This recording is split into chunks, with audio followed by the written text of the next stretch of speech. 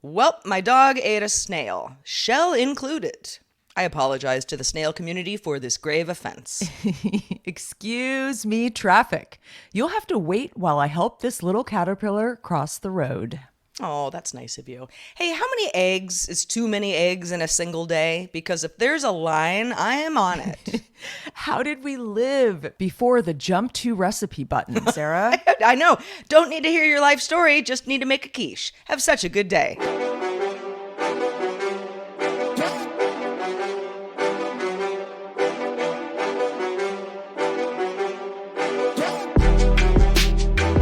Hello, world. Welcome back to Have Such a Good Day. The show that wants you to have that. Have a good day. Yeah. Oh, yeah. Sarah Lane, episode 214. 214. One of these days we're gonna really nail that intro. We are going to nail it. I mean, I feel like we nail it, but we're going to jinx each other. It's always a crapshoot. Like, what are we doing? I like how it's at a certain point, it just became us doing it at the same time. But like for a long time, you were just doing the open. I'm like, why did that start happening? We've just evolved somehow. Yeah. The mysteries of life. Our cycles are in sync. Oh, yes, that too. Hello and welcome to the show that unpacks the absurdity of everyday life for your entertainment, life's cruel ironies, the happier moments, and the bittersweetness. Life's cruel ironies. I love that. Because you love that. You always comment on that. Well, ironies are cruel. Well, they're not always cruel, but they often are. They are. Yeah. It's like catch-22s. Yeah. I used to really, really, really dislike that Alanis Morissette song. Isn't it ironic? It just... I can't. I can't with her. I can't with her either. And people love her. I never got into her. No, I know. I don't know. Again, speaking of cruel, like I don't like her style. I don't like her voice. I'm sure she's a very nice person, but no offense to anyone out there who loves her. Yeah, that's totally fine. I want this for you. Yes, great. You do you. We do us. I was thinking too, like regarding the cruel ironies. They should have a class, like maybe in high school, called Life's Cruel Ironies, and just like give young people a heads up. I know. Of what they're getting themselves into. I read something. It was, I don't know. It was something online. I don't remember what it was, but the whole point of the article that someone wrote was that she was turning 30. And, it's like, oh my gosh, turning 30, I'm so old, kind of thing, which is very eye-rolly. But I also was 25 once, and 30 seemed, like a pretty big deal. And so I was thinking, like, when did I turn 30? And I was out of the country. I was in Indonesia, of all places. And I remember, the trip had been planned, so I knew I was going to be there on my birthday. And I remember, a week ahead of time, I was like, yeah, I'm not like freaking out about it. A couple days ahead of time, yeah, I'm not freaking out about it. And then the day came and I was like, gosh, I can't believe it. I'm really 30. It was kind of a big deal in a way. It crept up on me. Yeah. I mean, now it's like, oh my gosh, that's so long ago. Like, I've turned 40, and like all that stuff. The decades just slip away. Heather. And I think 40 feels more significant. I mean, maybe each decade is more significant as it goes. Like 50 seems even, whoa. 60s, I can't even like fast forward the movie without like screaming. Well, and I think 40, at least for me, 40 signified a lot of sort of life decisions that, if I had gone in a certain direction by 40, it's kind of what I'm doing. Things like not having children, I mean, people have children after age 40, but you got to think about stuff quite a bit harder, yeah, you do. And just kind of where you live and partners and that sort of thing. 30 was just sort of like, okay, I'm 30 and I have still so much time to like make some decisions. Totally. I followed my nose. And I'm really grateful for that actually, I was grateful for the opportunities that came my way and sort of the energy that I maybe put out there for those opportunities to come my way. But I kind of I never really was a big planner, and I never really thought, oh, I'm approaching 35. I should think about my eggs. And like, I never really was that person. I was just sort of in the moment, enjoying what I was involved in at the time. Yeah. And there's nothing wrong with that. No. But, it's just the way I am. I think there's a lot to be said. Well, I mean, there's a lot to be said for people who plan ahead and also living in the moment. And I'm kind Yeah. of with you on that. I've always, Yep. I feel like I don't want to wait to have fun. Like No, my definitely not. retirement age. I mean, hopefully I'm comfortable and not sick. But it's like I don't want to wait until I am older with a bad knee to like have fun. Which is why I don't have any money, Heather. So there's that. But hey, I'm living, right? You're living your best life, Sarah. Extra large. In the garage. In the garage. Yeah. Before we started recording, I was, grumbling to Heather about, working in this garage where I'm staying temporarily. And, who wants to work in a garage? And it's like, well, I also used to work in a garage for 3.5 years at my former house. So I'm kind of used to it. Whatever. I like a garage. It's fine. I do too. As long as it's not too cold or hot. Or too filled with spider webs. I had to clean up my garage last weekend actually, and oh God, it just gets a little out of hand with the spider webs. They just want to set up shop everywhere. Yeah, I had little some corner spider and issues crevice. in my old garage. This garage is a little bit more. It's kind of it's fairly well insulated. Honestly, it feels less like a garage and more like a workspace. But good. it's a garage. What are you gonna do? But you know what I did this week, Heather? I went to get reflexology. Ooh, I don't that's know one of my favorites. what came over me. So for anybody who doesn't know what it is, it's part of the traditional Chinese medicine, kind of pressure point stuff that's mainly focused on feet, but also hands, and some other pressure points along the body, but mostly feet. I've only had reflexology once, which was in China. Somebody that knew Beijing, where I was, really well, was like, "Oh, you got to come here." So it was like a very authentic, basement experience, and it was so heavenly. I was like, "Oh my God, all I need is for someone to massage my feet for the rest of my life, and I'll never ask for anything again." It never gets boring. No. I never, you never kind of go Never like, gets old. I'm done. Yeah, You're you like, don't. please stop touching my feet. Yeah, well, I mean, I guess if I don't know, somebody gave you the creepy crawlies, you wouldn't want them to touch any sure. part of you. But anyway, okay, so I had only done that once, a million years ago in China, and somebody had mentioned to me who lives in this area, I don't know, some time ago. Oh yeah, her husband and she treat themselves like once a month and they get reflexology together. And I was like, that sounds really fun, And she's like, yeah, and it's because it's not a full-on massage where you undress and, your body's covered in oil. It's kind of easier. You're sort of just sitting there in a spa chair and just feeling great. You can even like chat with your neighbor who's sitting next to you kind of thing. Almost more like a pedicure, I guess, at least, in the setup. So anyway, I just searched reflexology near me, as one does, and there's a place not that far away, has great reviews. So I called them up, and I was like, hi, I would like to book a reflexology appointment. And they were like, when can you come? And I'm like, in 10 minutes. So they're like, okay, see you then. And I went there, and it was strange. The setup, it looked like it was formerly some sort of medical office. With kind of low ceilings, and it was a strange, I walked in and I was like, this is a little strange. And there were kind of curtains, but they were beds, like massage, massage beds. So I was like, do I like get undressed? And they said, no, you don't have to get undressed. But once we got started, I went for 60 minutes, I was like, 60 minutes, give me all the pressure. It was a full body massage. I just wasn't undressed.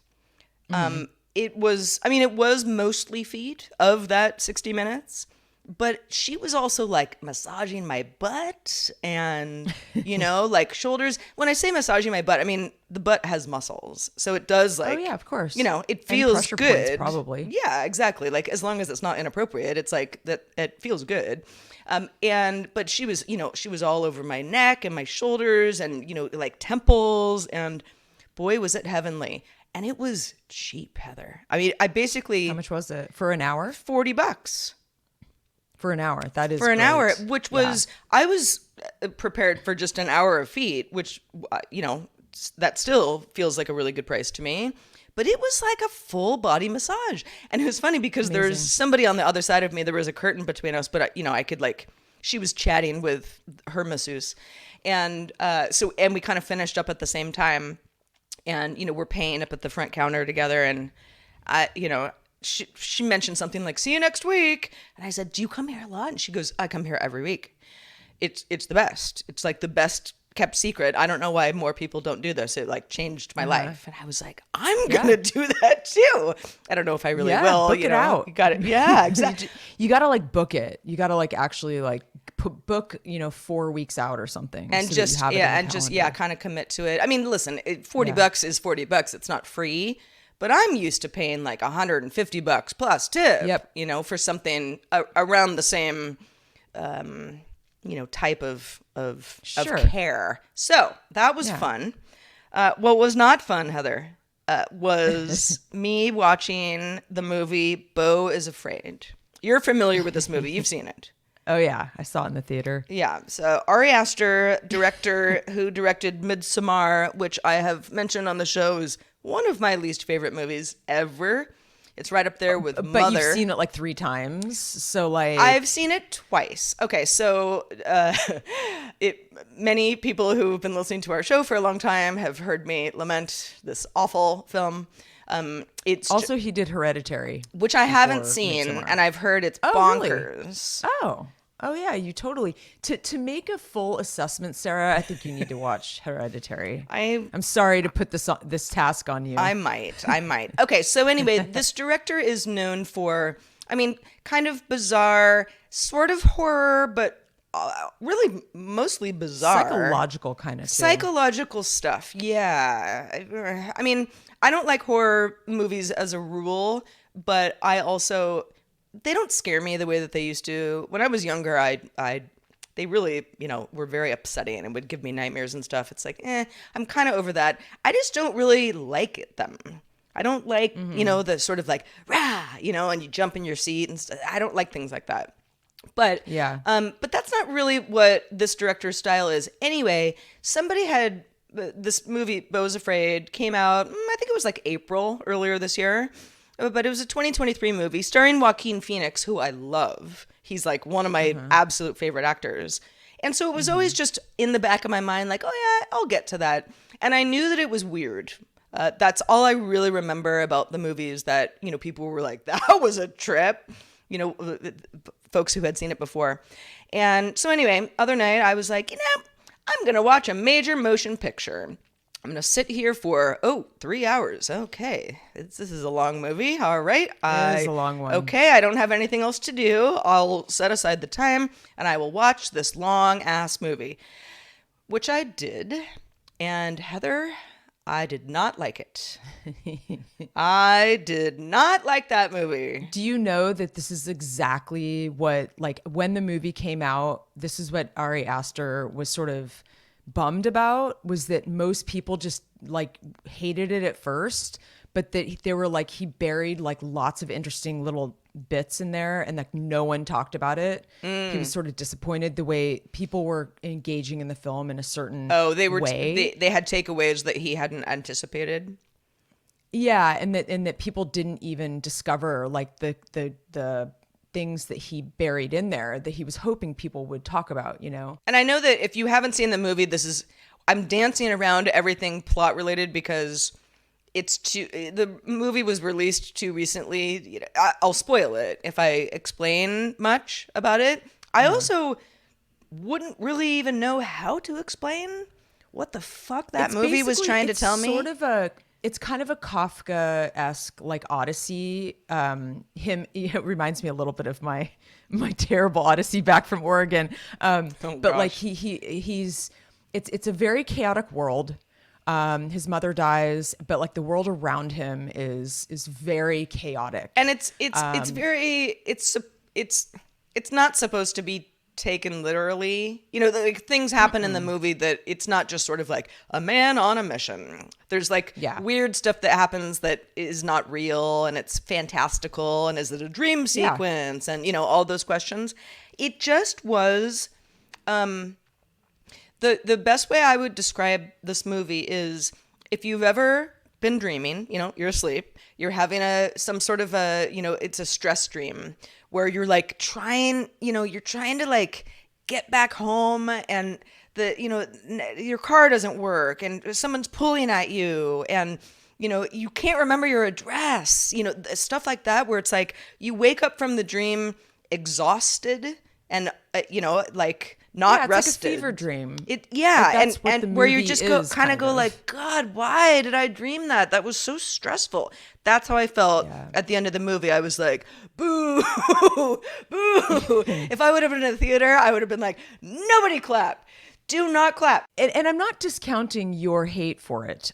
However, I do think this is the type of movie where you really have to sit back and not take it so like literally, I guess. Oh yeah, And very much so. I think that it's one of those movies that I think deserves a second watch for like a totally different viewing experience. That's possible. And obviously, it's going to be a polarizing movie. I mean, but one part that really stuck with me was, you know, there was all this portrayal of the world around him. You know, just life. Nothing too fantastical, but maybe a little bit like over the top, like a little bit like everything was sort of heightened, that the emotions and the energy, and you know, like he walks outside his apartment door and it's just like absolute mayhem on the street.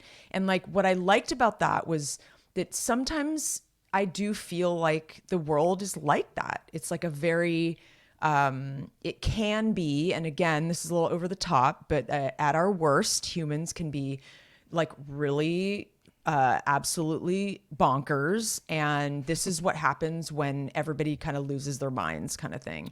And in some Yeah, sense, yeah. it's an okay analogy of like sort of the worst things that are happening in the world.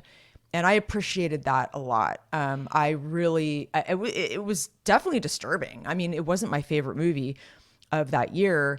But I do really appreciate his filmmaking, and I do think that he has a lot to say. And I mean, well, I'm it's glad you watched weird. it. It's weird. I'll tell you that. Yeah, listen, I like a weird movie. I also, there are movies that are weird, you know, where I'm like, that was awesome. You know, like I'm a David Lynch fan. Doesn't get weirder than that. But there's something about Astor's style that just, it rubs me so wrong. Yeah, I get it. And Midsommar was, I didn't watch it 3 times, but I did watch it twice. Because the first time, you know, again, credits rolled and I was like, that was criminal. Nobody should make a movie so horrible. I hated it. But I couldn't stop like talking about it, you know, and wanting to You're like, still talking about it. yeah, like I'm wanting After to all like this time. read think pieces about like why Yeah. this movie Yeah, like yeah, yeah. maybe like is redeemable. So I watched it again, Yeah. like thinking like maybe I was just in a bad mood that day. Like, yeah, Yeah. let's see. Nope. Hated it. Hated it. Well, I think it says a lot about the fact that you rewatched it. That means you Yeah. you hated it, but kind of you hate watched it. I wanted in to a like I kind wanted of to a get good well, way. I also, you know, that movie again, polarizing, but I know a lot of people who were like, that was awesome. That was Yeah. great. And I was like, it was not. Like, what am I missing? Okay, so I would say that it's definitely not in my top 10 favorite horror movies, but what I like about it and his style is that it's disruptive, that it makes you think, it's subversive, and I like that stuff. Some people, yeah, maybe it's too disrupting, it's too It's just uncomfortable. It's unpleasant. That's Yeah, exactly. That's And what I I think would it's supposed to say be. is like I don't. Yeah, and maybe I'm just getting old, but Maybe. I don't need a lot of unpleasantness. I get it. I really You do, know, because there, I it's mean, all as it's much all as I do I'm talk about, already trying to dodge it, you know? yeah, I know, I get it. And I feel the same way. I've gotten more sensitive too. And I know you think I watch all kinds of horror, but I really don't. I'm very specific about the horror that I like. And there's a lot of horror that I refuse to watch, that I think I really respect it. And I've seen it before, but I really, I cringe even watching it again, even though if I've already seen it. But talk about like a little bit cringy and uncomfortable. Oh boy. And also talk about staying open, like we talked about last week, kind of staying open to potential delight and opportunities and adventures and that kind of thing. We were invited to a very unexpected dinner party on Saturday. This was me and my sister. My sister's here right now for a month, and my boyfriend. And this was an invite from my real estate agent who worked with my dad. She's been around for a long time. You know, we see her every week. We only really work with her. We never socialize. We've never ever done anything social. But she's sort of been hinting at having us over, you know, for some cocktails. And oh yeah, we'll do it. You know, years and years pass. We never do it. And so it finally happened. You know, she lives about 45 minutes from here. So it was a bit of a schlep, and we didn't really know what to expect because again, like she's quite a bit older than us. She's in a different kind of world than us. It was her husband who is a lot older than her. And, you know, they live in this completely random area we've never been to, don't know her friends. We don't have like a social life with her. And so we were kind of like, and we were excited about the anticipation of it and like we have no idea how this is going to go, you know? Yeah. And so, yeah, so we go and, it was definitely one of those, look, I'd say 99.999%, almost 100% of the dinner parties I've gone to have been with my peers, with mostly people who I know kind of what to expect. I know some people that are going to be there. You know, Right. it's a very cozy, comfortable You anticipate situation. interesting conversation. Yeah, because you know it's like your peers, and there's a comfort, zone that you're in, and there wasn't much of a real comfort zone for me, I guess, other than I love my real estate agent, I do, I care about her a lot, and it was great. It was great. It was different. It was weird. It was exactly what I was saying last week, is like this kind of discomfort, or this like you don't really have the inertia to like do something because it doesn't feel comfortable, but like you go anyway because you just never really know what experience you're going to have. And I think as we get older, it's just kind of similar to the Ari Aster stuff. It's like, you know, getting out of your comfort zone, I guess. And so it was a bunch of random people we didn't know, as I expected. So there was about like maybe 10 of us. People who were like from different industries, like industries I don't understand, and walks of life, and just different social circles, kind of everything.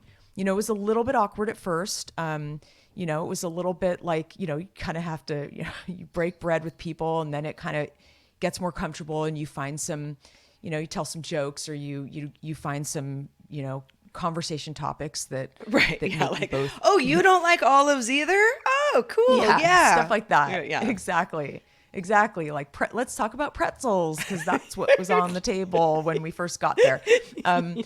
Yeah, kind of funny. And we'd kind of like shoot each other glances, like when, you know, it wasn't like we were being rude. We were just kind of like, this is so interesting. I kind of started to feel like I was a participant in like a live theater show, you know, like in their living room, like this just very bizarre, like kind of like a blind date with like, instead of one new like stranger, you're with like 10 strangers, and it's like this group blind date. But I will say there were some valuable learnings. It was neat to see how someone it's neat to see how someone lives, how people live.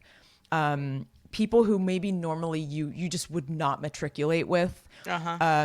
Learning about people you would otherwise never cross paths with. It was kind of cool. I mean, it was lovely. I mean, she made a really tasty dinner. You know, we had champagne. It was very classy. You know, it was great. It was just definitely something that I really didn't know what to expect, and there's something kind of wonderful about that.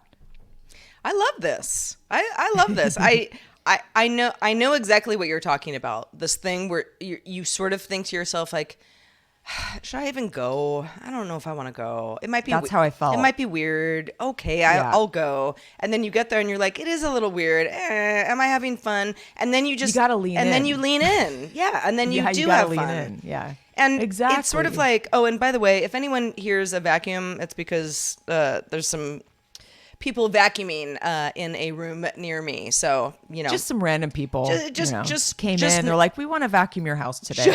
just know that things are getting cleaned nearby if you happen to hear evidence of that. But yeah, I think that's fun.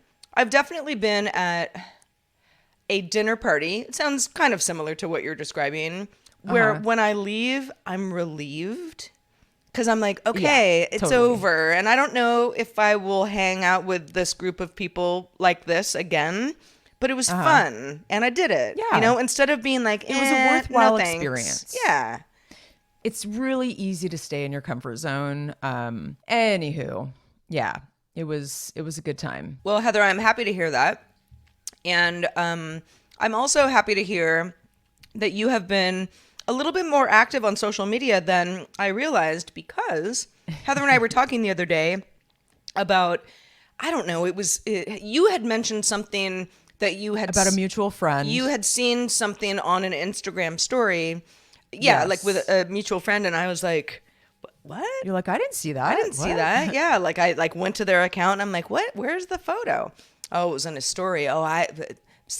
Sarah, never looks at Instagram stories. And you were like, oh, really? Like, that's the only place I really post. I'm like, you've missed like 3 years of my life, Sarah. Well, I because- post all the time on stories. Because I only see a very occasional post from you on your actual Instagram oh, I account. never post. I very rarely. Yeah, like, and I just a couple always times a figured year, that maybe. you just didn't really do that much, because lots of No. people don't. But I don't look at stories, and it got Heather and I kind of talking about just online behavior, I guess.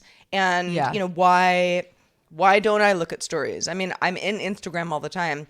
To be honest, I'm usually in my dog's Instagram account, which is, my own Instagram account has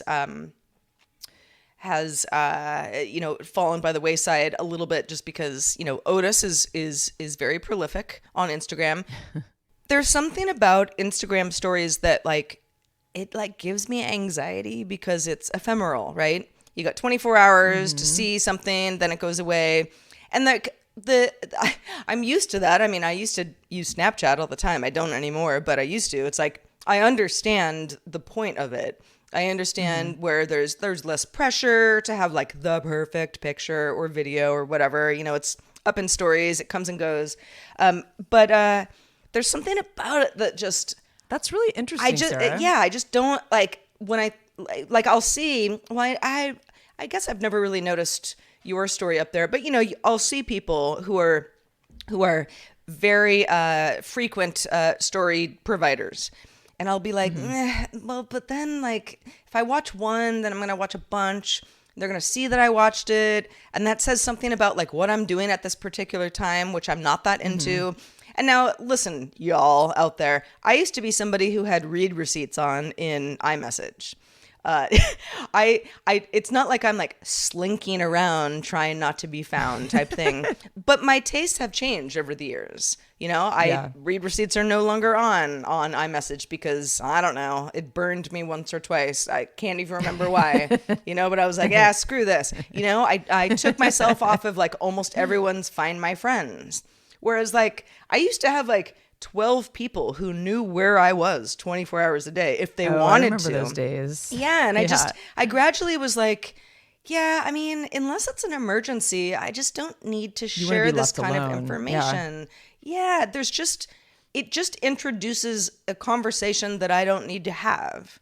You don't need to know what I'm doing. So maybe it's a little bit more about me trying to be I don't know, celebrate some anonymity. And it's not about me not wanting to know what people are up to, but this does happen every so often where something like, what just happened with us, where you go, oh, so-and-so got a new tattoo. And I'm like, I didn't see that. Where was that? Oh, it was in stories. Yeah, I don't look at those. So I'm Yeah. probably missing a lot of good stuff, a lot of creative stuff. I don't know. Yeah, and then there's also like which I wish I did more, but I always forget. But like you can target your stories to just your close friends, which Right. some people in my network do that quite a bit, and I like it because it feels more intimate. It's like, you are my close friend, and this is what I'm showing you, and I'm not going to show the rest of the world. Right. And that's cool. Like I dig that, but.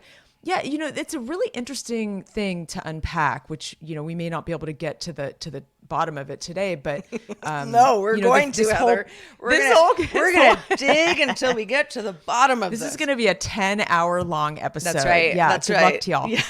No, but I think it's really interesting the way you have changed, and that this ephemeral, this, watch it now or don't watch it at all kind of thing, like, this flash in the pan, if you will, is something that kind of turns you off now. I think that's kind of fascinating. Yeah. I've been a little bit the opposite, maybe, because I do a lot of stories, I'd say at least once a week, if not many times a week, of just the day to day. And, I kind of realized the other day when I did do an actual post, I was like, God, I haven't done a post for months.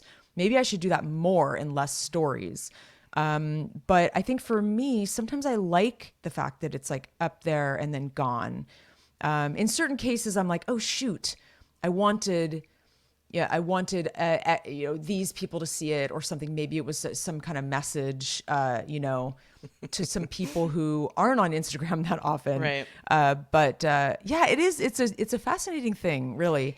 I wonder what that says about us. I don't know. Yeah, I don't know. There's something about. So, I was thinking about this because I knew we were going to talk about it. Like what are some other examples of like stuff that I just avoid? I'm kind of an avoider. You are a little bit. I mean, I'm a procrastinator and I'm an avoider. Those are two things that that I know about myself. Yeah. But it's also like, okay, so I have a variety of group texts that I'm on. Like 5 people on a group text. I know you've got those too, Heather, and and you kind of what you're all going to talk about, or maybe there's a curveball, whatever. But it's like you're in a group where you're basically at a dinner party talking, amongst yourselves. And I'm in a few of those that are geared towards certain themes. For example, Beau is Afraid, the movie. That was something that was talked about in a group text of people that I talk about movies with, kind of thing. I mean, we talk about other stuff, but it's mostly entertainment based. Music, movies, that sort of stuff.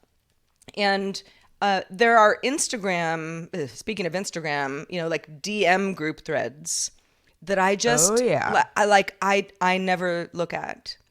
yeah. It's like I I can't know. deal with it, guys. I God, just, I feel like we are really in sync this week because so much of this stuff has been on the top of my brain. And it's funny, I did start a group DM for my birthday with the ladies that I'm friends with up here in my Northland group of friends. And this is all friends like locally. I haven't really I want to reach out to all my other friends, including you, Sarah, which I know it's a bit of a long shot. I was like, where's the invite? Like, what about, yeah, I haven't even made an invite yet, but I just figure it's a bit of a long shot for anyone to trek up here.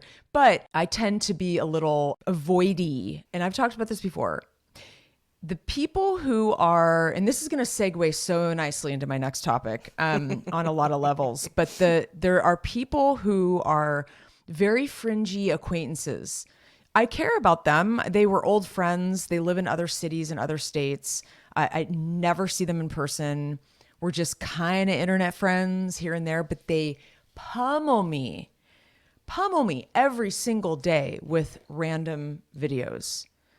And I've started to get so exhausted from it. Like, what do you, like, give me an example, like somebody being like, Oh, hi, just I'm on a like- walk right now. No. These are just like, animal videos or TikToks. Oh, that are they're just, sharing, they drop videos. they're forwarding and it has videos. nothing to do with anything, Got it, but got it, like got it. maybe something that I might laugh at. And it's just, Look, you can DM me.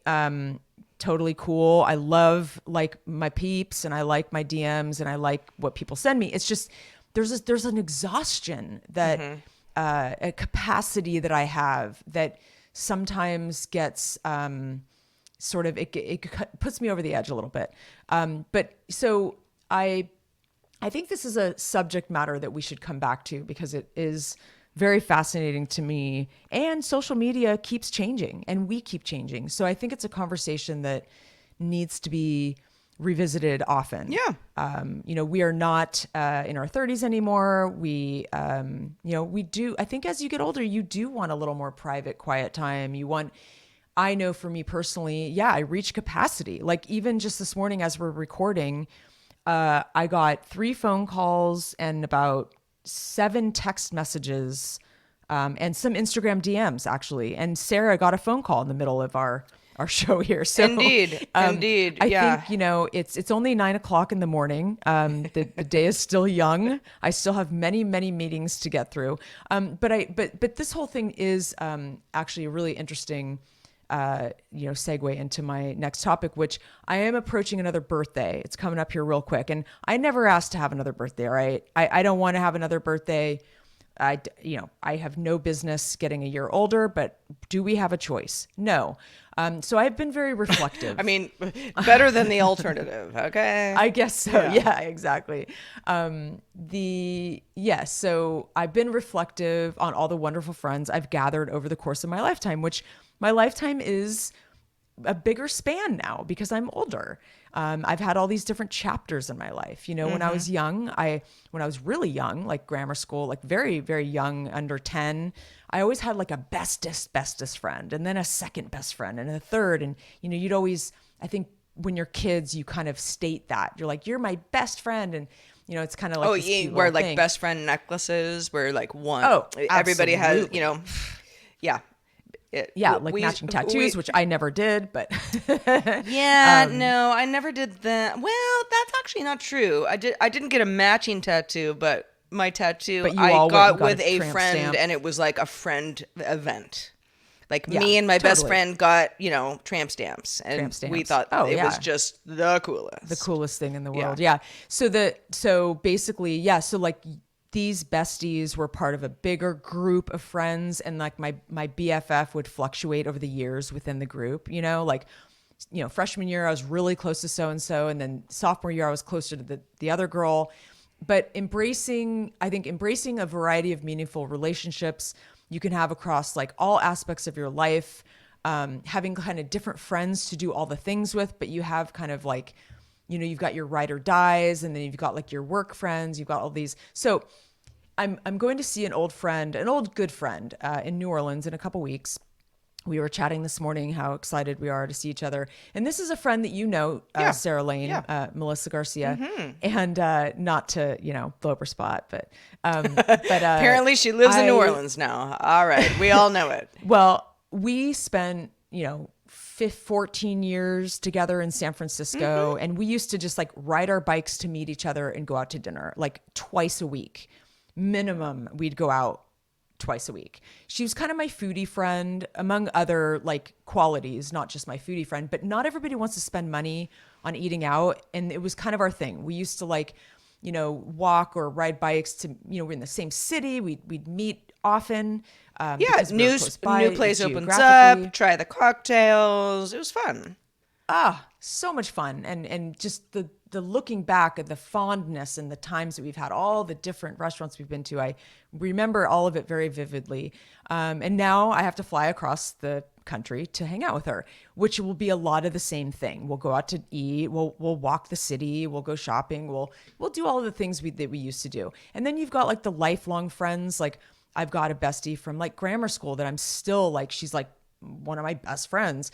I have another from college, and these are sort of like the people you might use when you're answering like those secret questions, when you're, putting together your password and username, and it's like, who was your best friend from, high school or whatever. Right, it's like those people that you grew up with who you talk about real life stuff, and like it's philosophical, and like my one best friend from childhood is sort of my Jiminy Cricket conscience. Like she's so she is the one who would be like, Hev, I think that you know, like kind of Uh-huh. putting things Yeah. into perspective and just sort of maybe giving me a little tough love here and there. And then there's the ride or die, which if you don't know what that means, you might be living under a rock. But I will explain that. It's sort of that person that you're like willing to do anything for, and someone that you just you stand by any problem. But you also, I think personally, it's like, yeah, it's like your BFF. It's somebody who you will ride or you will die with, but you have a lot of fun with. You can party with them, but you can also have real talk. And yeah, I got one of those, maybe two. You've got your I also have some of these like, party fun friends. Maybe you don't talk as much about serious life stuff, but like you really love each other and you have a good time with each other. And then you've got what we were talking about earlier, these social group friends, group chats, people who you socialize with daily, but maybe you're not that close. Like you may not pick up the phone and do a longer catch up. You and I, Sarah, started out as workplace besties, but then we ventured out into like we partied, we had really good time, and Yeah. we kind of talk through. You're one of those friends that we talk about the sort of the play by play of like the day. Like we kind of check in a lot throughout the day and kind of talk about the play by play of like all Yeah. the moments Yeah. throughout the day, and it's Oh, great. I mean, You don't do that with everybody. no. Oh my gosh. I mean, I have a lot of friends that I consider to be very close friends of mine, and they don't know what I'm doing. Like the minutia No, is exactly. not is Yes. not, it just, and that's okay. It doesn't mean that they're It's any totally like, fine. less of my friend, but you and I also we're used to working together. We've worked together in Totally. so many different That might be part of capacities it. that right now, I mean, I suppose we're working together on this podcast. I mean, it never really feels like work to me, but it No. is I know for the most part where you are and what you're Yeah, doing on any given day, because it's just kind of how we totally. And communicate. there's something kind of special about that because I have like girlfriends I'm super close to that do not get the play by play, but like they'll call me a couple times a week in the morning and they know what's going on. But it's like, I think you and I kind of take the piss out of like the day-to-day stuff, which is really fun. Like we laugh about stuff and point out, there's a lot of observational humor. And then you've got like I have got my yoga pals, which are the girls that I've kind of established up here. My point is, you can have a whole cadre of friends, like of different niches in your life. And there's nothing wrong with that. You don't have to have just a bestie. Like you have like activity friends. You have certain friends that you would engage in specific activities, Yeah. and that's like sort of the beauty of it.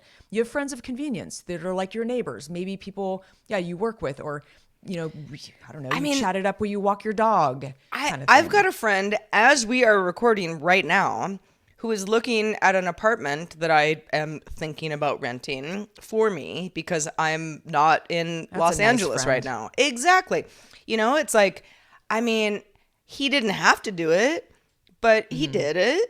And I am very grateful, and I would do it for him. So, Yeah, here absolutely. we are. And it's like you may not talk to him. He may not want to talk to you about your deepest, darkest secrets, but he will look at an Yeah, we apartment don't. for We, you, I mean, there's some personal stuff, I suppose, but yeah, like this Yeah. is not like, he's not my therapist or anything. He's Yeah. my bud. He's my bud. Totally. And he just happened to, be free, and here we are. It's like, but there are certain people that I would consider somewhat close to me that I would never ask.